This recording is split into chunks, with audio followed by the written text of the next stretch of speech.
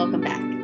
Thank you for joining our session on developing and measuring the success of a comprehensive prevention framework.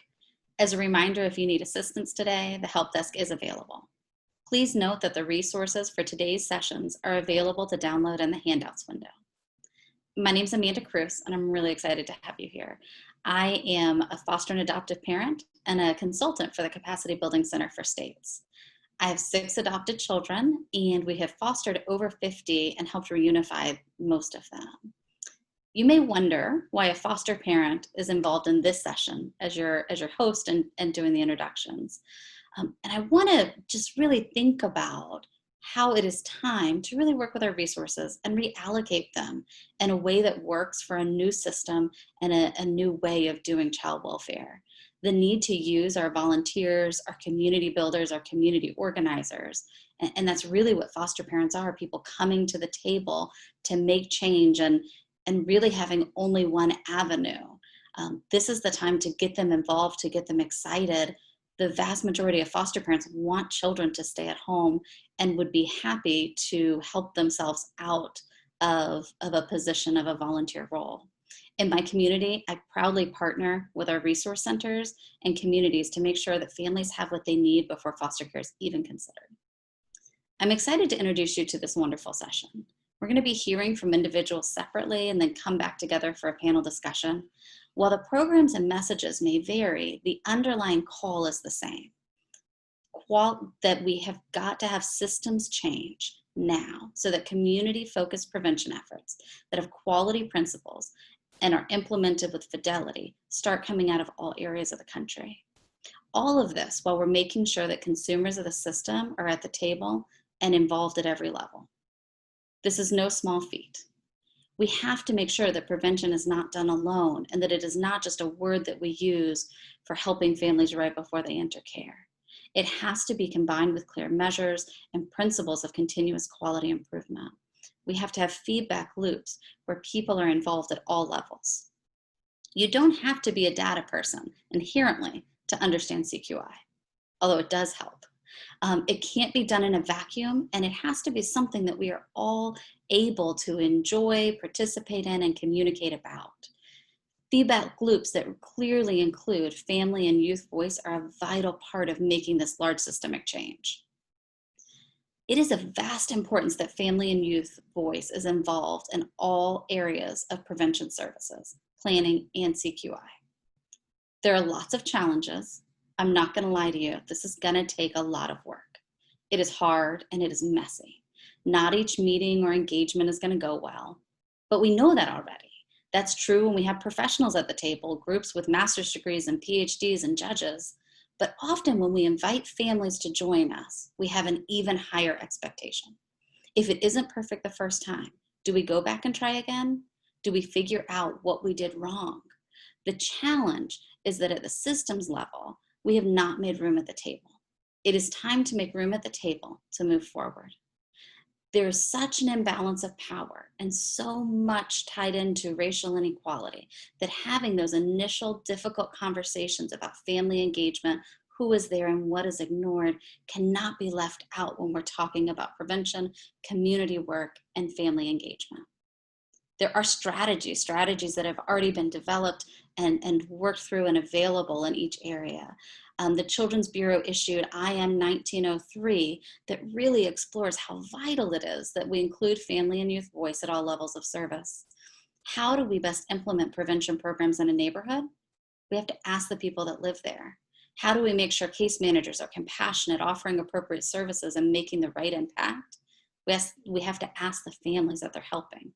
And how do we make sure that at a high level, we are creating the policies that help reach the goal of safe reunification, reduce the need for removals, and help decrease the need and reliance on child welfare? We have to have family and youth at the table all the time, every time, from the very beginning. Even when you don't understand why families should be there, their insight may be the start of the newest prevention method and maybe the next big program that helps change where we're going. This is a really exciting time in child welfare. I don't know about all of you, but the last 6 months have been a little stressful. We have seen more immediate change due to the pandemic across all levels of child welfare at the federal, state, and local level than we have ever seen this quickly before. This energy is something that we can create for positive change and use it to work towards different prevention efforts. It is a time of hope.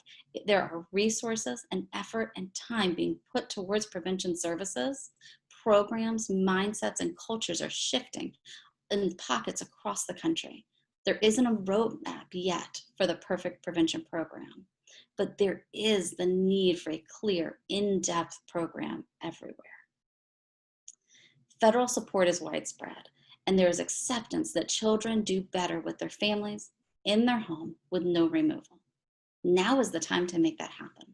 There is a very clear call to action to work with family and youth to help children stay home and stay heard whenever safe. The panel we have for you today are going to highlight some of the amazing work that's being done around the country. First, I'm very pleased to introduce you our first speaker, Dr. Amelia Frank Meyer. She is the founder and CEO of the national nonprofit ALEA, which is building a proof of concept that public child welfare agencies can serve as primary prevention agencies with a newly redesigned purpose of keeping children safe with, not from their families. Amelia was named as one of People Magazine's 25 Women Changing the World in 2018. She has a TED Talk on the human need for belonging, viewed more than 50,000 times. Welcome, Amelia. I'm really excited that you're here today.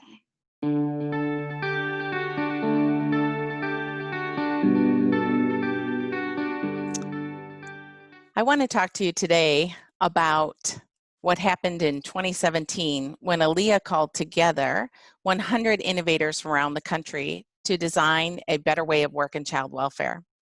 At the end of 4 days of work in human-centered design, they developed 30 different prototypes, which we call together an unsystem. The new way of work doesn't yet have a name. Some call it the family strengthening system, some the family well-being system, but all we know is our new way of work is not this way of work, and so we call it an unsystem. A year later in 2018, ALEA asked for jurisdictions who wanted to try these new ways of work on the ground in their jurisdiction to join us in an innovation cohort. 10 systems applied, and we tried to talk all of them out of it, but 5 remained committed to building a primary prevention system in their work in the Child Welfare Agency. Those 5 jurisdictions, representing 14 counties in 4 states across the U.S., have been working since 2018 to build new ways of work in prevention. At the end of their first year, the collective results were a reduction of 12% in foster care placements and a reduction of 37% in residential placements. We worked together to build a proof of concept that a public child welfare agency can become a primary prevention agency, which is easier than it sounds, and even harder to measure. And so what we learned in measuring all of the indicators of prevention across jurisdictions was that there is not a standard way to measure many of the variables in which we were interested. Measuring reliably across systems, there were different definitions, different ways of gathering information, and much of what we wanted to know wasn't measured at all and instead had to be counted by hand or relying on the memory of some of the leaders involved in that system. Additionally, once we were able to reduce the numbers in care, we became very interested in the question of, are the children safe even though they're not being removed from the home? We had long discussions about risk and safety, the difference between them, and how to measure them. We talked with other professionals, such as reliability engineers in the medical device industry, engineers in radioactive technology about radiation exposure, safety, and risk, and tried to bring in other ways of thinking into child welfare because we have not yet tackled how to measure whether or not children are safer or safe in consistent ways across systems. What we learned is that we don't have good data in our field yet, particularly for the kinds of things we're trying to do in a new way of work. We wanted to know things like how many children are harmed in a particular jurisdiction in out-of-home care, and what about that compared to residential settings, and who holds that data? And what we learned is sometimes it's held by a system serving folks with disabilities, sometimes in the juvenile justice system, sometimes at the local level, and sometimes by the state, and sometimes not at all. There was not an easy, consistent way to answer really important questions, which are children safer at home despite reports of abuse and neglect if we leave them home? Are the rates of harm greater or lesser for children who come into care in foster care or in residential? What is the rate of harm in residential centers? What is the general rate of harm for children in the community? And what we mostly learned was we have a long way to go when we talk about measuring risk and safety in our field. Measuring innovation in systems is very challenging because as you move parts of a system, other parts also move. And so we don't really know where exactly to look for measures. It's not clear what change to expect or where change might occur. In prevention efforts, many of the changes happen at the individual, at the family, and at the community level. And so as we work to keep families more safely together, the indicators might show up in places like reduce absenteeism at school, or may show up in economic or employment indicators that are handled by a completely different system. Nevertheless, we must measure something. So the right answer we determined was measure what you can. Look at the data which is already being collected and start to find clues from there. And so that's what we did. We let the data tell the story and then knew what next questions to ask. In my humble opinion, we are not currently measuring the things that matter most, like community conditions necessary for children and families to thrive, or child and family well-being, or levels of risk necessary in various settings. And we really don't have good ways to measure. So once we're clearer on what families need to be able to safely parent, my hope is that we'll begin to measure that, measuring the social determinants of family well-being rather than the number of placements, the length of stay, or other measures that we currently measure, which by and large reflect removal and separation and out-of-home care. So as we learn more about what prevention takes, we'll also learn more about how to measure those elements of family well-being, community conditions that parents need to safely parent, and other indicators that show we're advancing our goals in prevention. Next, we're going to hear from Sheriff Dean Ibrahim and Marina Haven from the District of Columbia's Child and Family Service Agency, DC's federal Family First Title 4E program and 5-year plan, putting families first in DC. It has been in operation since October 2019. Sheriff Dean is the program manager in the Community Partnerships Administration, and Marina is the Chief Information Officer. And they're going to be talking about DC's prevention framework, partnerships and information system, design considerations that support a prevention-focused system.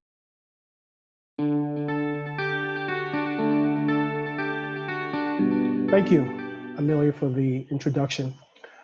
My name is Sheriff Dean Ibrahim. I'm here to talk about our initiatives in Washington, D.C., Putting Families First and Families First DC. Putting Families First is our federal Family Service Prevention Services Act, and Families First DC is our local initiative. At CFSA, we subscribe to 4 pillars. We subscribe to Front Door, which is keeping families together with their natural supports. Temporary Safe Haven, which is also identifying foster care homes for families. Well-being, creating an environment where children can thrive and foster healthy relationships. And also exit to permanency. So CFSA, we believe that we are not the child welfare system, we're the child welfare agency. And That means we collaborate and partner with community organizations and sister agencies, in addition to our work that we do within our organization and our operations. Families First DC is a local initiative that was launched by our mayor, and we utilize data to identify hotspots in the city to address social determinants of health issues, prevent crime and prevention data, and also child maltreatment data. We currently have 10 success centers, family success centers, 5 in Ward 7 and 5 in Ward 8. Also, our Putting Families First initiative, we focus more on evidence-based prevention services and programs.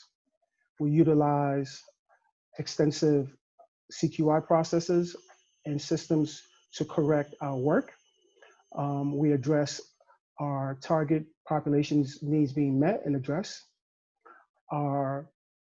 We averting child abuse and neglect.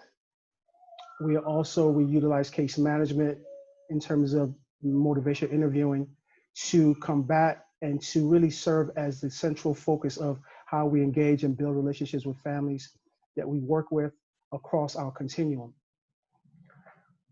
What we currently are doing in Washington, D.C., we recognize that there's a partnership that requires all systems playing an intricate role.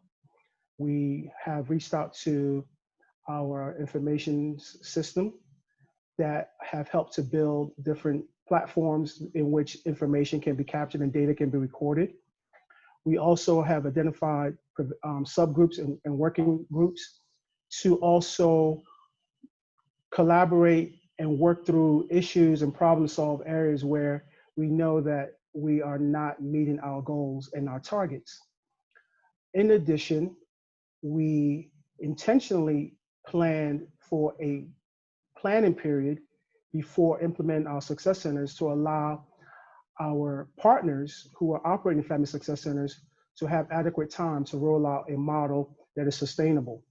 Please allow me to introduce our Chief Information Officer, Marina Havan, who will now speak to our infrastructure and our IT systems and business processes that we've implemented to help launch the sustainability of our Putting Families First initiative and Families First DC plans. Okay. Thank you, Sheriff Dean. As mentioned, our Director Brenda Donald has been a preventive services advocate for a long time. We have multiple programs that she has really advocated for us to implement, both on the program side and on the technology side. So when we had the opportunity to implement Family First on October 1st, on 2019, she was very adamant about us meeting that deadline. As a result, we had to start building the IT infrastructure to support our Family First plan while it was being negotiated with the Children's Bureau, essentially building an airplane in flight. To meet the deadline, we had to meet 3 challenges.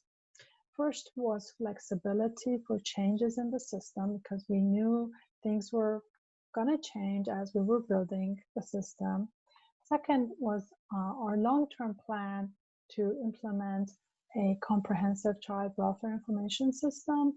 We have currently a legacy system, what we call FACES, but it's been in place for over 20 years, and it's time for it to change.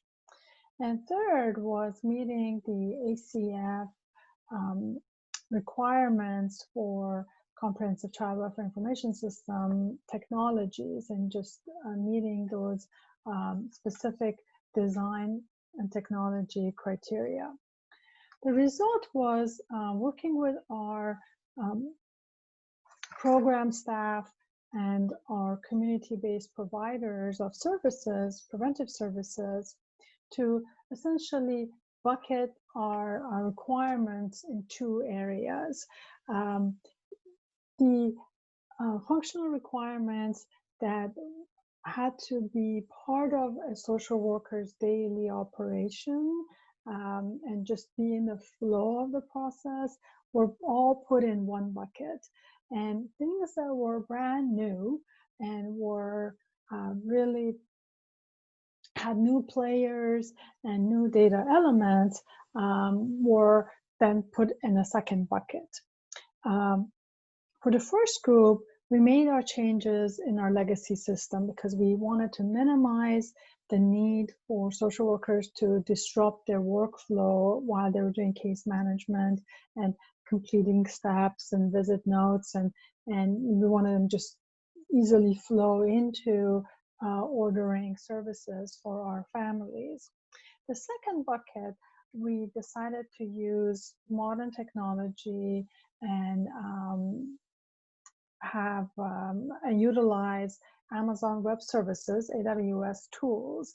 And this was a way for us to increase the shelf life for what we were building, essentially building something outside of the legacy system.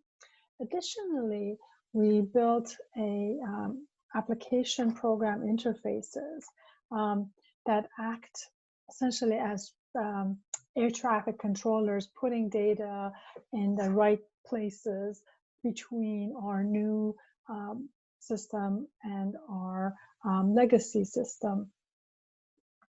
Our technology, our new technology stack, we call the CFSA Community Portal, that has been really designed with the community partners and other agencies that we order services from. The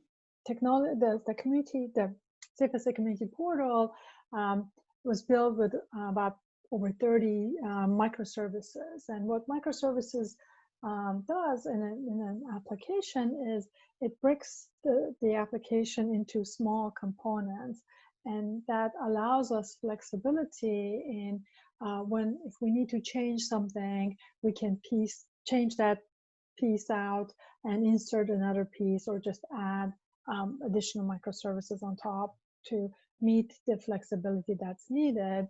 Because as I said, we were building a system while the program was being developed, and also we knew that as other states come in and the federal program matures, our practice will evolve too, and that's where really those are the decisions we made, and have served us well as we find things that our partners in the community wants to add, and also our social workers as we look at the CQI data to see where can we have more uptake, where can we have more information in.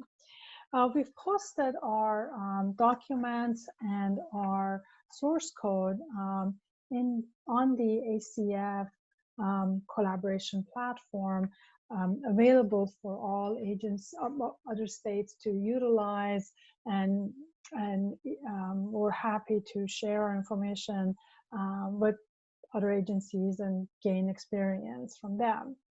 So with that, I'm gonna hand over the discussion to our colleagues in Michigan. Kelly Wagner and Lynn Bullard have worked in the state of Michigan. Kelly is the Director of Child Welfare Services at the Michigan State Court Administrative Office and oversees the state's court improvement program and foster care review board programs.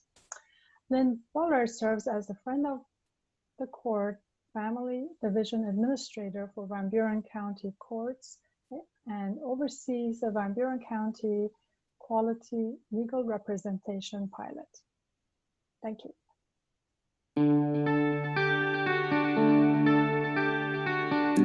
Thank you, Marina and Sheriff Dean. In Michigan, we are developing a prevention pilot that includes the legal and judicial communities.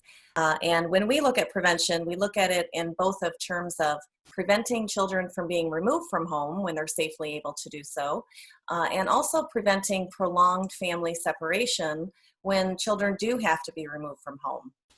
And we identified this as a strategy following our 2018 Child and Family Services Review.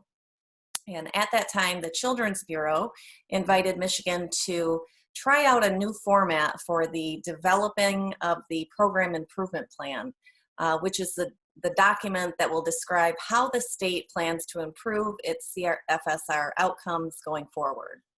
And the idea was to compel joint planning.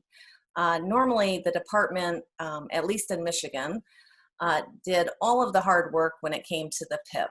They dove into the CFSR data outcomes, they identified the root causes and barriers, they identified and developed solutions, and then they would run that by the stakeholders. But the Children's Bureau had a brilliant idea to bring everybody together for this work. And that included not only a very wide variety of professional stakeholders who work in the system, so the courts, tribes, private agencies, etc., but also really importantly, and as Amanda mentioned, people who had experience with either the foster care system or child protective services. So the meeting included parents, foster parents, youth, CASAs, etc. And so we did this in January 2019. The Capacity Building Center for Courts, under the leadership of Jennifer Rennie, facilitated a 4-day-long meeting with this broad array of stakeholders, and it was fantastic.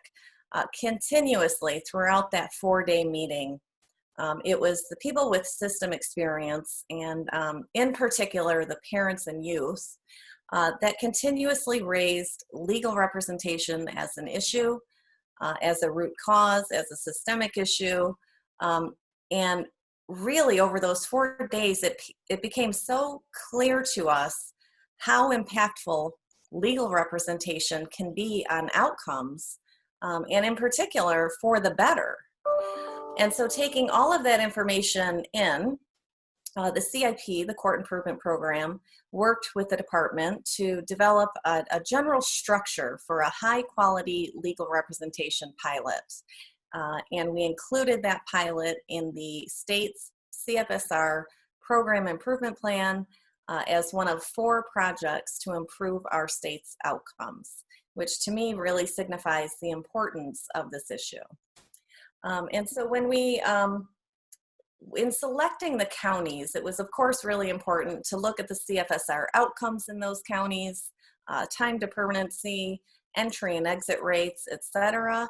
But also equally importantly, if not more so, we looked at leadership at the court and leadership at the county department, because we asked them to develop their own unique pilot projects based on the best practices and some information that we provided them, but they are doing all of the hard work in developing their quality legal representation pilots to meet their county's needs. And I am very pleased to introduce to you my colleague, Lynn Bullard, who is one of those leaders that we chose. Lynn is the family administrator and the friend of the court in Van Buren County, Michigan, which is in Southwest Michigan. And Lynn can talk about the pilot that they're developing. Welcome, Lynn. Thank you, Kelly. Our court is just very excited about the opportunity that this pilot provided to us to look at ways that we could strengthen legal services for parents and for children in child protective cases. And the goal of our pilot is to improve outcomes for children by either avoiding removal or reaching permanency as soon as it is safe to do so. Our pilot focuses on 3 major areas. Those areas are changes in our court-appointed attorney contracts, adding a social worker to the parents' legal team, and providing ancillary legal services that remove barriers to permanency. So when we looked at our attorney contracts, we made 3 fairly major changes. First of all, we changed the way that we compensate our attorneys. And we moved from a flat monthly rate that we paid all of the attorneys on our roster to an hourly rate. And attorneys are compensated for all the work they do on cases, both in and out of court, on this hourly rate. We also now require all of our court-appointed attorneys to complete a minimum number of hours of training every year. And last, in addition to complying with Michigan court rules and Michigan statutes for legal representation, all of our attorneys also now must comply with the American Bar Association model standards for parent and child legal representation. When we added a social worker to the parents' legal team, we thought that this would just be a great way to bolster that advocacy for the parents. And the social worker can be added or assigned to a case either pre-petition or post-petition. And their role is really to establish a rapport with the parents, to help the parents problem solve, and to advocate for the parents. So an example of some of the advocacy that a social worker can do in a case, for example, they can help identify maybe a legal need that the parent has, and they can explain that process to the parent, and they can make a referral for an attorney to be appointed to represent a parent to remove some kind of barrier. They could also help the parent problem solve. So an area where this might occur is parent-child visitation. We have very few resources for parents to visit with their children when they've been removed from the home. That's usually due to a lack of supervisors. So the social worker may work with the parent and come up with a list of appropriate supervisors. The third area where we made changes in our program were to provide ancillary legal services to parents. These services can be provided both pre-petition and post-petition.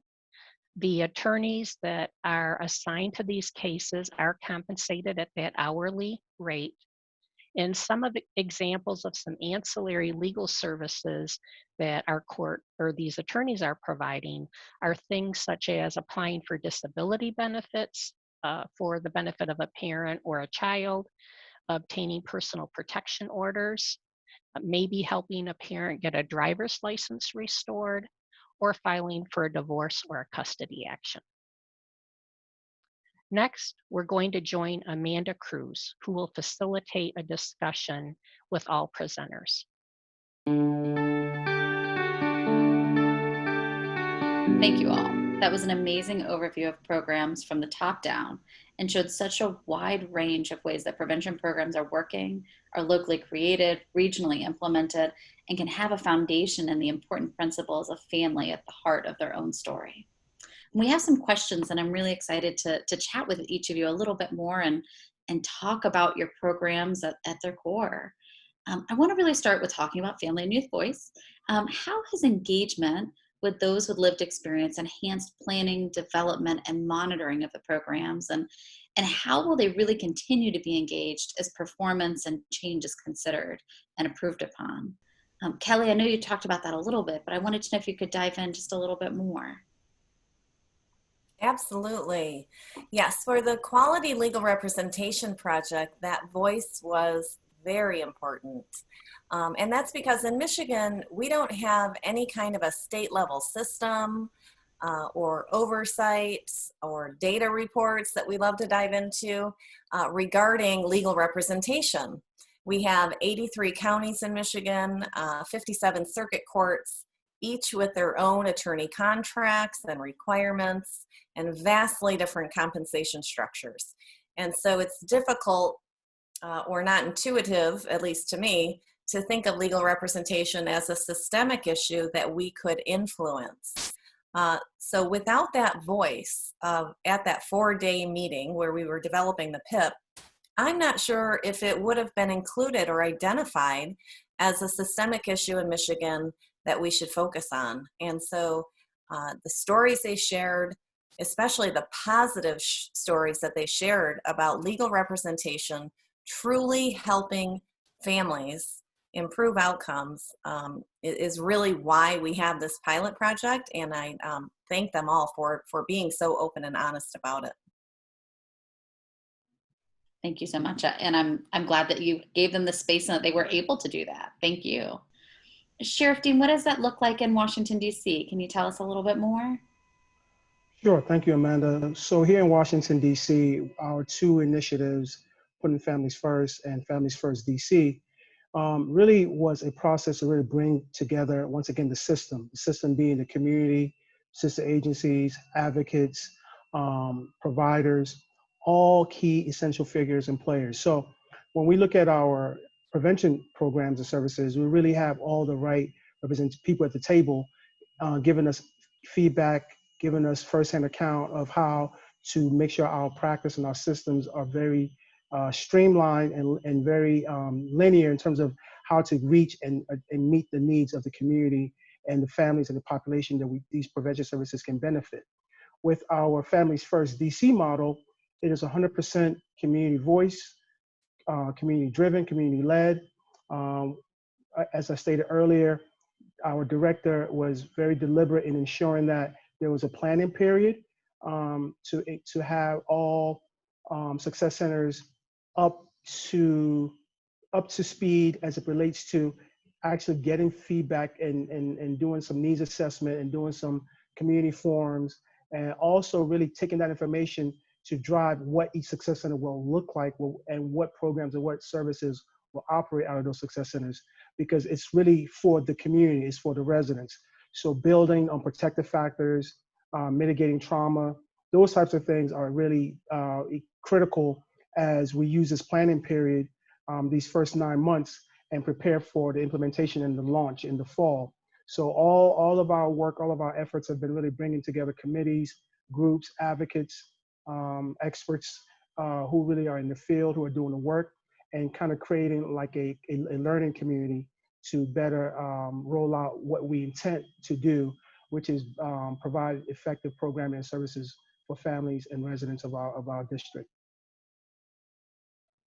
Thank you so much. I think one thing that I would be remiss if I didn't say is I think it is so amazing to me, the words that you choose and that I think your district chooses that help not just make families feel successful, but make programs feel successful.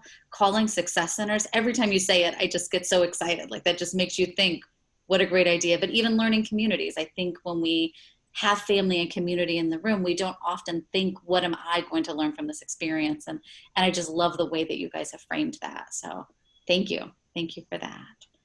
Amelia, I wanted to turn over to you and ask the same question, how working with family lived experience has really changed development and monitoring of the program you're working on. Sure, thanks. So in the ALEA and System Innovation Cohort, each one of the jurisdictions involved is assigned a lived experience guide and a professional guide. So a lived experience guide would be someone who spent time in care or who lost children to care. And they're really there as a guide to the leader to say, that might not have worked for me and my family, or might you consider this voice, or maybe you should talk to these other folks about that, or I've heard more about another way to do that. And so they're really there to guide the leader in the system, keeping the voice front and center, lived experience voice front and center. So the guides participate in every meeting, in every conversation, in every piece of the design, and are present in that way. We also have added an alumni innovation fellow, someone who spent time in care growing up, onto our team for a year appointment, so that all that we're doing has really that perspective and voice on all pieces of our work. It's really an important piece of the development of a prevention system, is to work with families and youth to community co-design and family co-design new ways of work, rather than using our best ideas and then seeing how they turn out. So we do have folks with lived experience on our board of directors, both parents and youth. And our evaluator is a person of color, because we know that he will ask the right questions about what to measure in communities. And so really integrating not only voices of color, but also specifically lived experience voices at every level in the organization and in the process. Thank you so much. I really appreciate that. I think we often have values and it's kind of easy to implement them at the ground level, right? But sometimes harder to recognize that that has to be throughout the whole system. And I really appreciate that that's how you guys are doing it. I think that's one of the incredible things about ALEA. My second question, I want to talk a little bit about the strategies to engage community partners, such as agencies, community organizations, police, moving on. Amelia, do you want to speak to that first? Sure. I wish I had clear, simple, and easy answers here, but what I can tell you is that you have addressed the two most challenging things that we're working with in the cohort. So the first being really working with families and communities to co-design, as you mentioned, and then the second is to engage other community partners. There is a tension between really thinking about what kinds of change are you trying to make, getting the agency and the staff on board so that they can, consistently represent the change, understand and use the change in their work, and inviting and partnering with the community, and so which comes first, the chicken or the egg? And what I can say is that we're learning a lot of lessons about this, that the initial thought was, if you can shift the mindset of the agency and of the team so they better understand authentic family engagement and partnering with folks with lived experience, that then we would bring the community together and begin to design that way of work.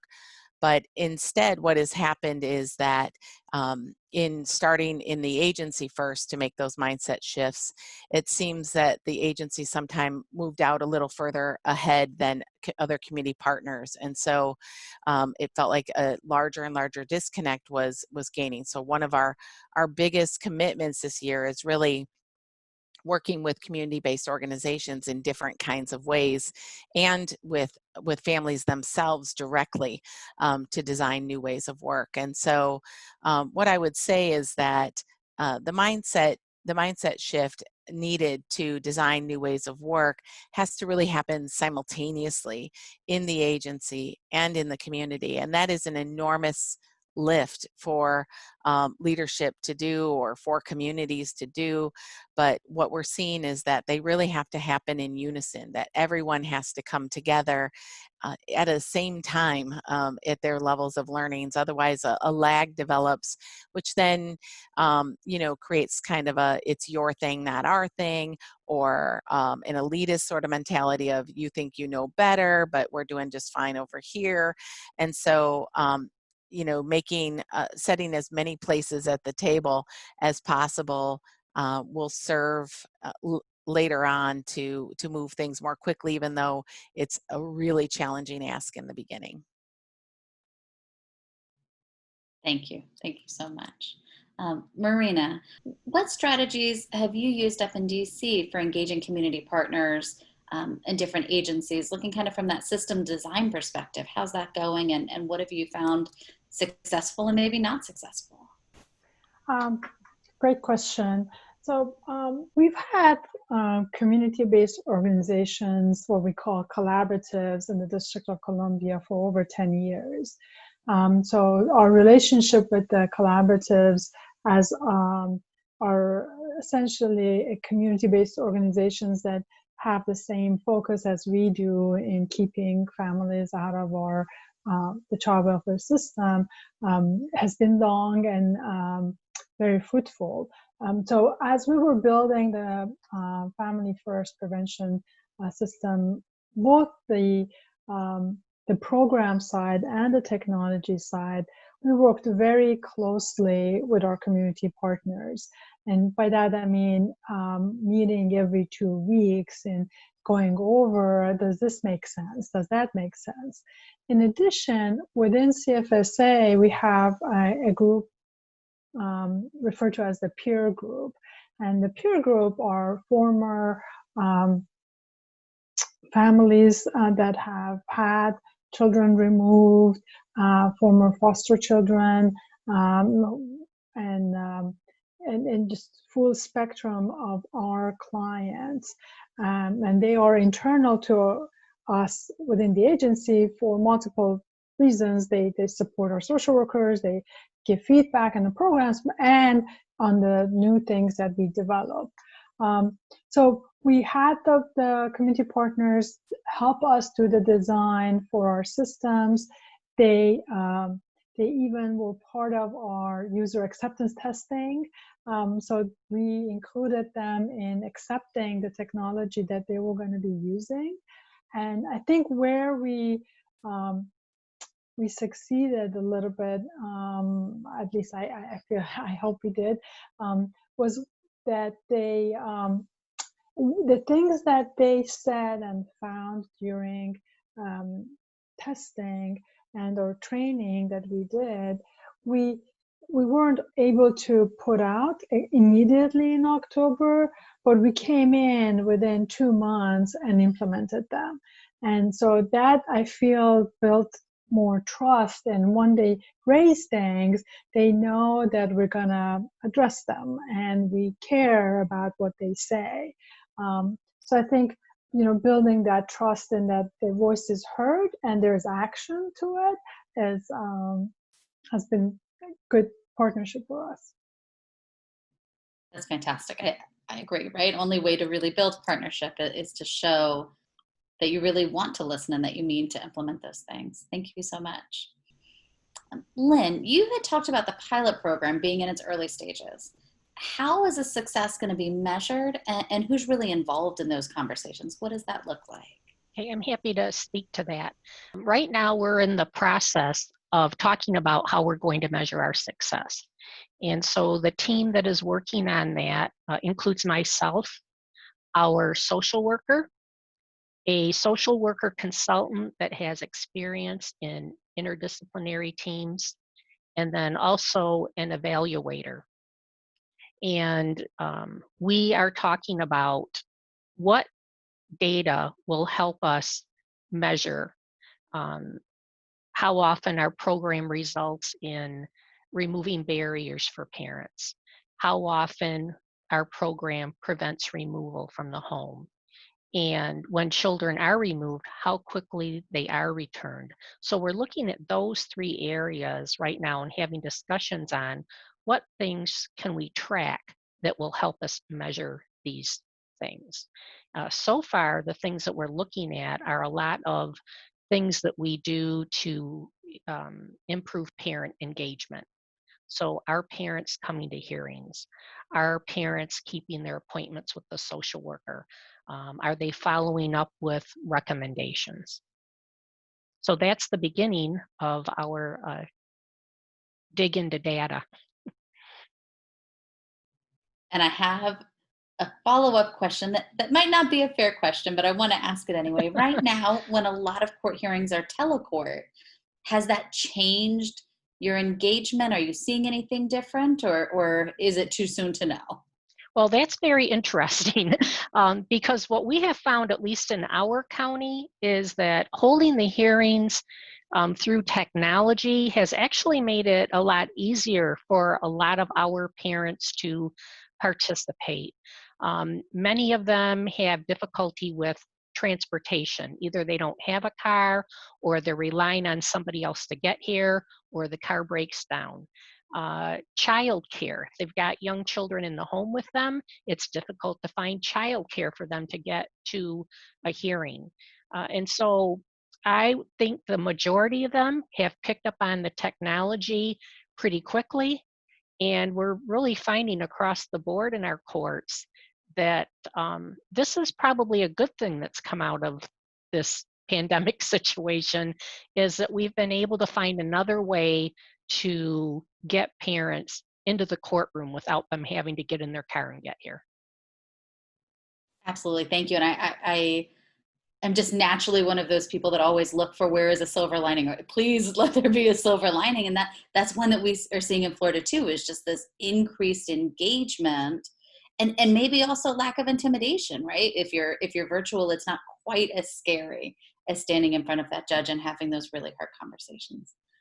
Thank you, Lynn. Thank you for that. There's a lot of conversation just in general about evidence-based practices, which are validated by some form of documented scientific evidence, and evidence-informed practices, which use best available research and practice knowledge to guide program design and implementation. We've heard a lot about evidence-based programs and their use, as well as other promising strategies as an important aspect of improving outcomes. We obviously know that there are lots of benefits, challenges, and different strategies. And I wanted to turn it over to Amelia for a minute to kind of talk about that and dig a little deeper into this idea of evidence-based programs and strategies. Sure, I'd be happy to talk about that. So, I think our field has, over the past decade, become really enamored with this idea of evidence-based practices. And although on the surface, it sounds like, why would you not do things that have not been proven? Of course, you would use evidence-based practices. However, to have a practice really elevated to the level of being in the evidence base, it requires such a strong adherence to fidelity that many times when that same practice is used in the field on the ground, it's not possible to continue to do the practice with that same level of fidelity. And that has to do with a whole bunch of things, including to be elevated into the evidence, we've got to use an experimental design, which means a random assignment of subjects to an intervention or a not receiving an intervention. And it's sometimes unethical not to give people an intervention when you know that it would be likely to help. Sometimes getting into the evidence base with fidelity is more heavily funded than it is in practice. And so it's hard to kind of keep that going in an uncontrolled environment without random assignment and without the funding. So that's a piece of it. Another piece is that there's often a lag by the time something goes through that process of becoming evidence-based and is submitted in peer-reviewed journals and meets the highest standards. It's often been several years. And so although building our practice off of evidence is critical and essential, waiting until something is admitted into the evidence base as an EBP, an evidence-based practice, can often mean that we already know more than we did when we did that initial work. And so it can become a bit of a lag in between the practice and what we currently know. And it makes it hard to innovate because many innovations are frugal innovations. They're moving on small budgets and moving quickly and don't have the resource to be able to do experimental design work and to submit into the evidence. And so it can be the use of only evidence-based practices can really unfortunately not include promising practices or other pieces of information that we might want to use. And so those are some of the challenges, and it's one of the reasons why we don't have a large number of evidence-based practices in our field. We borrow from other fields, and we are using things that were really intended for early learning or education or other things that aren't meant to prevent abuse and neglect. And so that's another issue with using evidence-based practices. So I don't want to say that we shouldn't do things that don't have evidence, right? I think evidence is incredibly important, and we should build our practices and interventions off of the best of what we know so far. Sometimes that's evidence-based practices, sometimes that's well-evaluated other pieces of work, sometimes it's borrowing from other fields, but the key is, for me, that we use evidence-informed practices, and that means even our own practices are constantly gathering evidence. So as we try things, as we implement new programs, we are constantly measuring, evaluating, and have the feedback loop to go back and change things, to know, are they working? If so, why? If not, how do we stop them early and make adjustments? And so Having community and lived experience input into the design of those measures, what's really important, and regularly monitoring and adjusting after we build things off of the current evidence that we have and promising practices is where I think we should be at this point. Thank you. I really appreciate that. I will tell you, my children are sick of the idea of feedback loops because we do them for everything, right? Well, let's have a feedback loop about that problem. But if you don't have that everywhere, it is hard to really figure out what's working and kind of make these programs as we go. Thank you so much. Sheriff Dean, I wanted to hear from you too a little bit about evidence-based programs and practices and maybe challenges and benefits of what happened when you guys were starting to implement programs in DC. Thank you. I think listening to Amelia's points, I think they're very salient and very on point.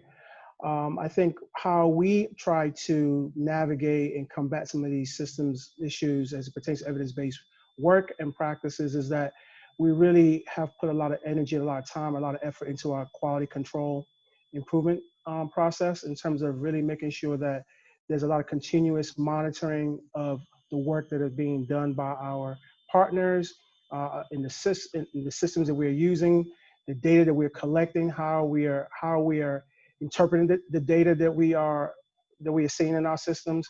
So the continuous quality improvement systems that we have implemented with our data collection, the trainings that we offer, helping to build the capacity of our system, of our partners, of organizations that we work with, and also doing a lot of TA, a lot of support, a lot of, as you just stated, feedback loop, really engaging with our providers in the network.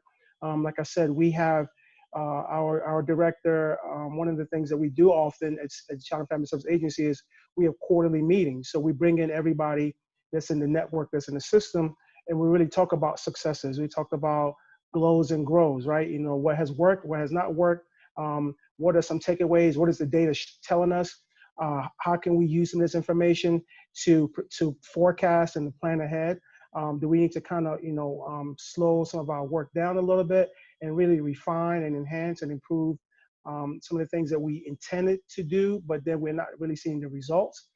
And I also think we are very very comprehensive in our work, because a lot of what we do is we have interactions with all of our systems, with our information systems. We have a lot of business process meetings, as Marina mentioned earlier, so that when we get information from the field, from the community, from the front line, we relay that back to our IT people and say, how can we refine this, or how can we enhance this, or we missed something when we first rolled this out. So do we have room to kind of go back and add this feature, because this can really enhance and give us more data, or give us more of a better context as to what's happening. So I think that level of TA, technical assistance, that we steadily try to provide internally and externally, and also think making sure that there's a level of oversight and monitoring to making sure that even though we might not be able to reach the full evidence-based goal that we're reaching for, there's still fidelity in the work that's happening. There's still efficacy in the work that's happening. And we are seeing improvement and better outcomes for those who are getting these supports, who are getting these services. And our communities and the families are thriving and doing much better with the help of these systems that have come together to kind of address these gaps and these barriers that we see in our families that we work with. Thank you so much, Sheriff Dean. I know, Marina, you had a follow-up comment? Yeah, I just wanted to, and this is part of my admiration of practitioners, really, coming from the IT side. We, when we were going through our services to, go live on October 1st with Family First, motivational interviewing was one of the things that our director said that is fundamental to any type of case management and support. And when people said, well, but it's not evidence-based in this field, it is on substance abuse prevention, but not in this field. And, ACF is not going to approve it. It's not why we do that. And she insisted that, no, this is fundamental. The entire agency became certified. We put special training on it, and we included it in our technology. We did a bunch of different things to make sure that people are led into that process. And then about, I guess it was a week ago, that we got approval for motivational interviewing as one of the prevention services. So I think having practitioners come up with what they believe fundamentally, the rest comes in, and that's kind of in support of what Amelia was saying, that we people have experiences and know what works. Thank you so much. That was the perfect closing comment. I want to thank the panelists for such an incredibly vibrant discussion. This is always my favorite part, hearing how we cross-collaborate and attain greater strengths for each of our programs, trying to find the silver linings, and hopefully always using motivational interviewing. Participants, thank you so much for joining this session. We look forward to seeing you in our next session. Have a great day.